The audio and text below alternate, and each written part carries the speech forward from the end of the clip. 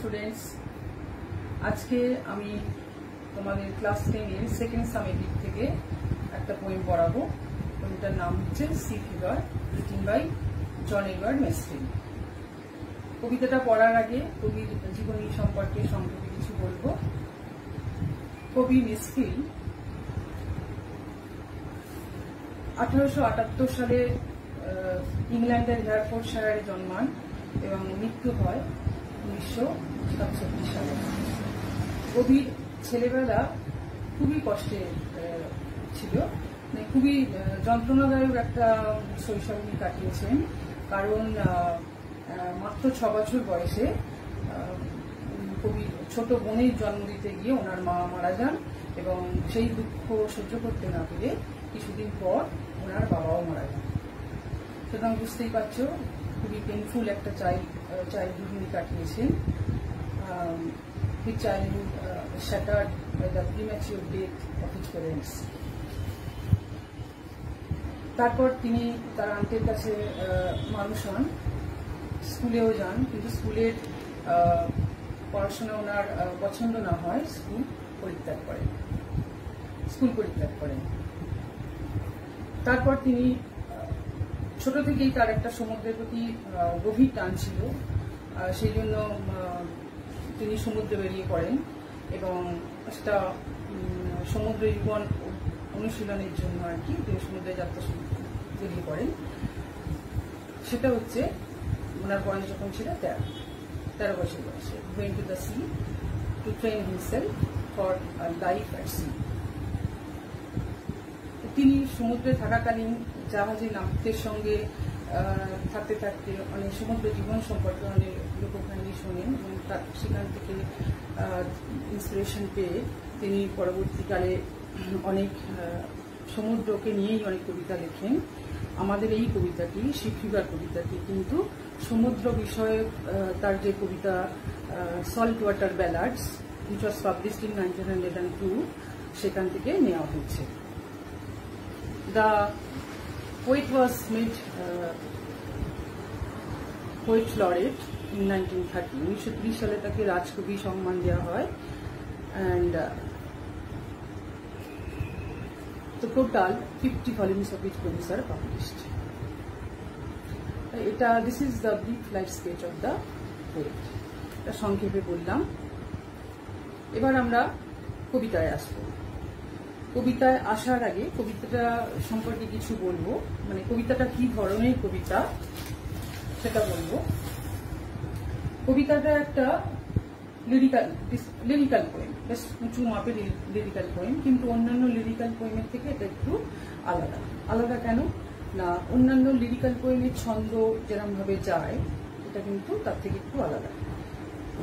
এর ছন্দের সঙ্গে অনেক সময় সমুদ্রের ঢেউয়ের ছন্দের একটা তুলনা আনা যেতে পারে। সমুদ্রের ঢেউগুলো যেমন কখনো বড় আসে কখনো ছোট আসে, এগুলি আপস অ্যান্ড ডাউনস সমুদ্রের ঢেউয়ের ক্ষেত্রে হয়, সেটা এই কবিতার ছন্দের গতির মধ্যেও লক্ষ্য করা যায়। কেননা এই কবিতার লাইনগুলো যখন মানে পড়া হয়, কোথাও স্ট্রেস বেশি দিতে হয়, কোথাও আবার একটু কম স্ট্রেস করে, সেই জন্য এই তুলনাটা করা হয়।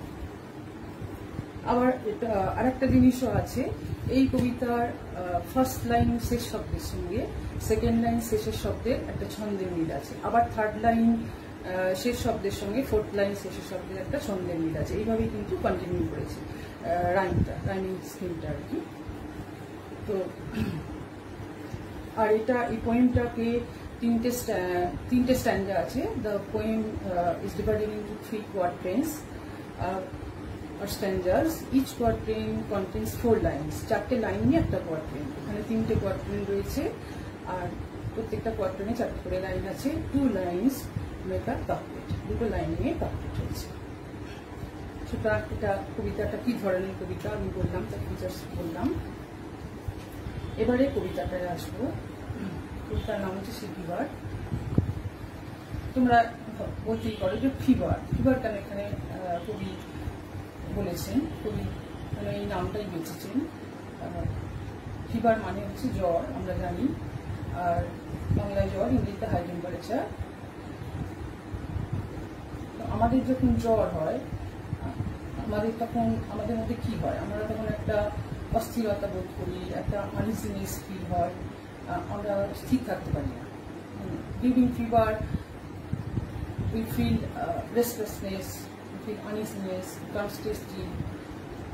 এটা জ্বরের সিম্পটম আমাদের মধ্যে তখন হয়। কিন্তু ওয়েট এখানে কোনো জ্বরে ছিলেন না। Wait is not suffering from fever, is not suffering from high temperature. তাহলে কেন তার মধ্যে একটা রেস্টলেসনেস ছিল। Yet he feels restlessness, he feels uneasiness within his heart. কেন? Because for the call of the sea. কারণ সমুদ্রের ডাকের জন্য তার মধ্যে একটা অস্বস্তি, অস্থিরতা তিনি বোধ করছিলেন। তো জ্বর হলে যেটা হয়, জ্বর হলে যেমন আমাদের মধ্যে অস্থিরতা দেখা যায়, আনইজিনেস আমরা ফিল করি, সেই রকমই কবিও অস্থিরতা বোধ করছেন, আনইজিনেস ফিল করছেন, কিন্তু সেটা হাই টেম্পারেচারের জন্য নয়, সেটা সমুদ্রের ডাকের জন্য। তাহলে এই জন্যই for this reason the poet has chosen the word fever. ফিভারটা এই জন্যই উনি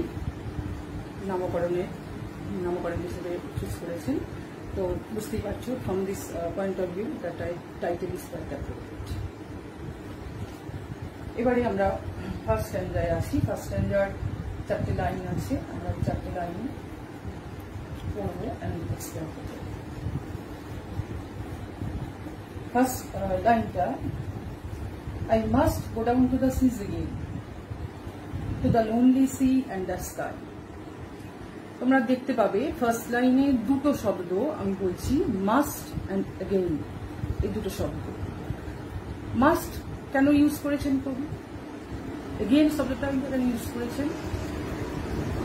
মাস্ট আমরা কখন ইউজ করি, এই শব্দটা আমরা কখন ইউজ করি, when we use this word must, যখন আমরা কোনো কিছু করতে বাধ্য, when we are compelled to do something। সেই যখন আমরা কোনো কিছু করতে বাধ্য হই, when feels obligation, compulsion, তখন কিন্তু মাস্ট কথাটা ইউজ করি। আর এগেইন কথাটা কেন ইউজ করেছেন, এগেইন দিয়ে by using the word again the poet wants to mean that the journey has already been taken, এই কাজটা আগেই শুরু হয়েছে, পোয়েট এর আগেও সমুদ্র যাত্রা অলরেডি করেছে, এটাই। তাহলে I must go down to the seas again, to the lonely sea and the sky. কবি এখানে বাংলা মানেটা আমি বলছি, the poet is the poet বলছেন যে I must go down to the seas again, আমাকে অবশ্যই সমুদ্রে যেতে হবে, আমাকে যেতেই হবে, to the lonely sea and the sky, আর সেই নিঃসঙ্গ সমুদ্র আকাশ দেখতে। এটা আক্ষরিক অর্থে আমি বাংলা মানেটা বললাম, যদি ইংরেজিতে বলি, the poet is compelled to go to the sea, compelled to go to the sea, to see the lonely sea and the sky. কেন লোনলি সি কথাটা এখানে বলা হয়েছে, লোনলি সি যদি লিটারালি মিনিং আমরা বলি, sea which is lonely, literally meaning. যদি আমরা ইনার মিনিংটা বলি, সেটা কি লোনলি সি, অ্যাকচুয়ালি সমুদ্রটা একাকী, এটা how can the sea be lonely, কিভাবে আমরা এটা ব্যাখ্যা করব। অ্যাকচুয়ালি এখানে আমরা সি ভয়েসটা আমরা আমাদের লাইফের সঙ্গে, একটা মানুষের লাইফের সঙ্গে তুলনা করতে পারি। C voice may be compare to the life of human being. যেমন আমরা আমাদের জীবন যুদ্ধে একা থাকি, একা দাঁড়িয়ে থাকি, তেমনি কবিও কিন্তু তার এই সি ভয়েজে একা। We are all alone in the battlefield of our life. Similarly, the poet is also alone in his sea voyage. This is the inner meaning of this line. এটা আরেকটা ভাবেও আমরা বলতে পারি, লোনলি সি আরেকটা ভাবেও আমরা বলতে পারি যে পোয়েট ন্যাচারাল বিউটিটাকে, তার সমুদ্র যাত্রাটাকে গভীরভাবে উনি এনজয় করতে চাইছেন। যদি সঙ্গে তার কেউ থাকতো তাহলে তার এই এনজয়মেন্টটা হয়তো একটু ডিস্টার্ব হতো। সেই জন্যই তিনি কারোর উপস্থিতি চাইছেন না। আর এদিকে সমুদ্রটাকেও কিন্তু নদী। The poet, we can also say that the poet wants to enjoy the natural beauty to his heart's content. Hence, he does not want any other's presence around him, around us. এইভাবে আমরা বলতে পারি। And the second line, and all I ask is a tall sea, and the star to steer her by. Second লাইনটা হচ্ছে কবি বলেছেন যে তার জার্নির জন্য তার কি চাই, তার এই সি ভয়েজের জন্য তার কি চাই। তার সি ভয়েজের জন্য তিনি শুধু চেয়েছেন যে একটা জাহাজ, একটা টল শিপ, উঁচু জাহাজ, আর একটা তারা, যে তারাটা জাহাজকে সঠিক পথ দেখাবে। এটা হচ্ছে এর আক্ষরিক অর্থে, মানে যে আমি শুধু চাই একটা উঁচু জাহাজ অ্যান্ড একটা তারা, যেটা জাহাজকে সঠিক পথ দেখায়। এটার আক্ষরিক মানে। কিন্তু যদি আমি এর ইনার মিনিংটা দেখি আমরা, সেটা কিভাবে আমরা বলবো। এখানে টল শিপ কি ইন্ডিকেট করছে? Tall ship stands for our self confidence which is needed to continue a long journey. And star here stands for God, who is in heaven, and who shows to all of us the right direction in our life. এটা হচ্ছে অন্তর্নিহিত মানে। এখানে হার, two stair her by, হার বলতে এখানে কিন্তু শিখতে বোঝানো হয়েছে। আর and the wheels kick, third line, and the wheels kick, and the wind song, and the white sail shipping. আর কি চান কবি? আর কবি শুনতে চান চাকার শব্দ, and the wind song, বাতাসের গান, and the white sail shipping, সাদা পালের কম্পনের আওয়াজ। যখন তিনি সমুদ্র যাত্রা করবেন তখন এইগুলো তিনি শুনতে চান। হুইলস কিক যদি আক্ষরিক অর্থে আমরা এটা মানে করি, হুইলস কিক মানে হচ্ছে চাকার শব্দ, মানে একটা জাহাজ যখন সমুদ্রে যায় আসে তখন যে বড় বড় ঢেউগুলো, হিউজ ওয়েভসগুলো আসে তার চাকায় ধাক্কা দেয়, এর ফলে জাহাজটা কিন্তু পথভ্রষ্ট হতে পারে। পথভ্রষ্ট করার জন্যই ধাক্কাটা দেয়। তখন জাহাজটাকে কে গাইড করে? তখন স্টার। ঠিক অন্তর্নিহিত মানেটা কি বলতে পারি? এটা লিটারালি অন্তর্নিহিত মানেটা যদি বলি যে আমাদের জীবনে কিন্তু অনেক বাধা বিপত্তি, অনেক প্রতিকূল পরিবেশ, অনেক ঘাত প্রতিঘাত আসে, যেগুলো আমাদের সঠিক পথ থেকে বিচ্যুত করতে পারে। So when a ship go to the sea, then huge turbulent waves come and hit the wheels. As a result, it may cause the ship to deviate from its right path. Similarly, unfavorable conditions, impediments, obstacles come to our life to deviate us from our right direction. It is অন্তর্নিহিত মানে। And the wind song, literally wind song of the winds. When wind blows, যখন বাতাস বয় তখন একটা শব্দ হয়। When wind blows, it produces some sound. এটাকেই বাতাসের গান বলছে। Poet can feel it, can hear the song of the winds because he loves nature.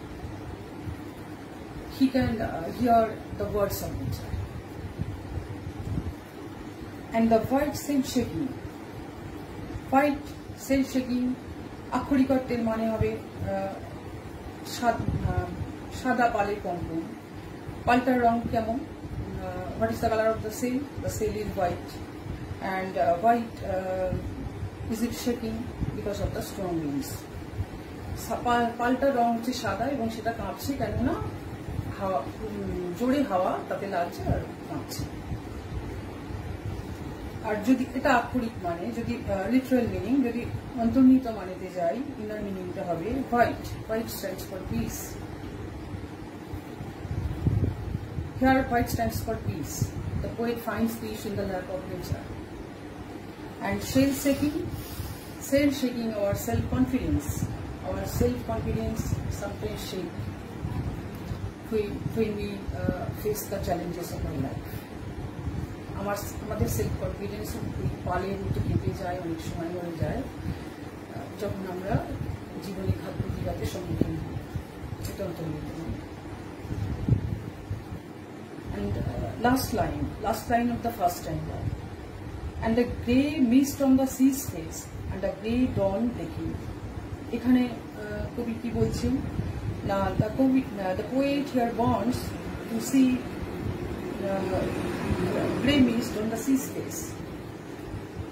কবি একটা সমুদ্র দেখতে চাইছেন, যে সমুদ্রটা ধূসর কুয়াশা ভরা, আর একটা ডন দেখতে চাইছেন, উষা ভোর, যেটা কিনা ওই ধূসর কুয়াশা ভেঙে আসছে। The poet here wants to see a sea which is covered with grey mist and a dawn and a grey dawn breaking. Grey মানেটা কি? গ্রে মানে হচ্ছে ধূসর। মিস্টের কালার কেমন ছিল? গ্রে। অ্যাকচুয়ালি গ্রে আক্ষরিক অর্থে এখানে ধূসর, কিন্তু আমরা যদি ইনার মিনিংটা করি তাহলে আমরা ফার্স্ট স্ট্যান্ডার লাস্ট লাইনটা এবারে আসি। And the grey mist on the sea's face and the grey dawn breaking. এখানে poet wants to see the sea which is covered with grey mist, and wants to see also a grey dawn breaking. A grey mist, grey মানে কি? Grey মানে ধূসর। মিস্টটা রং কেমন ছিল? ধূসর। এটা কিন্তু আক্ষরিক মানে, লিটারাল মিনিং। কিন্তু যদি আমরা অন্তর্নিহিত মানে দেখি, grey stands for sadness, melancholy. তা আমরা ধরে নিতে পারি যে পূর্বে কবি একটা রেস্ট্রিক্টেড লাইফ ডিল করতেন, সেই জন্যই তিনি এই স্যাডনেস ফিল করছেন, আর তার জন্যই কিন্তু তিনি এই সমুদ্রযাত্রা সমুদ্রতে বেরিয়ে করতে চাইছেন, ন্যাচারাল বিউটি এনজয় করার জন্য আর একটা স্বাধীন জীবন এনজয় করার জন্য। So you can assume that, you cannot conclude, you can assume that previously maybe the poet led a very restricted life. Hence he feels sadness. For this reason he wants to go to the sea to enjoy the natural beauty and to enjoy a life of complete freedom. এটা হলো অন্তর্নিহিত মানে। And the sea's face. Actually, has the sea any face? No. Sea has no face. Sea এখানে personified হচ্ছে। This is a case of personification. এটা একটা Literary device. এই কবিতায় অনেক ডিভাইস ইউজ করেছেন কবি, সেগুলো আমরা পরবর্তীকালে করতে পারবো। এটা হচ্ছে পার্সনিফিকেশন। What is personification?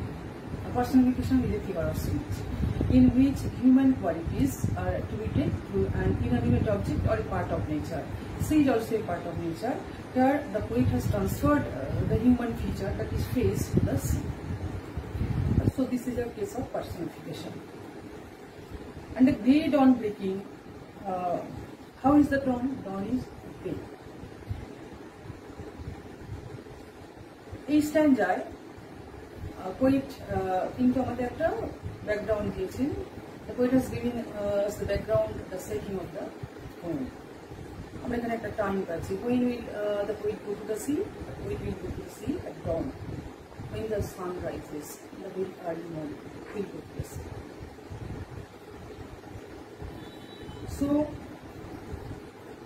তাহলে আমরা ফার্স্ট স্ট্যান্ডারটা আজকে পড়লাম এবং প্রত্যেকটা লাইন পড়লাম এবং ব্যাখ্যা করলাম এবং তার inner meaning and literal meaning দুটোই বললাম, ব্যাখ্যা করলাম। নেক্সট ক্লাসে আমরা আবার সেকেন্ড স্ট্যান্ডা করব। আজকে আমরা এই পর্যন্তই থাকি।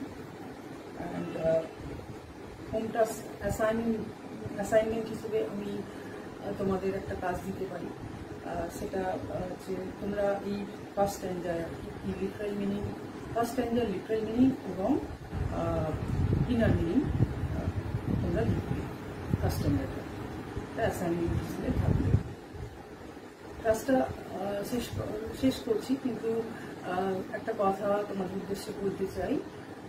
তোমরা সবাই জানো এখন লকডাউন চলছে করোনার জন্য, তো stay home, stay safe. Please, please, please stay home, stay safe.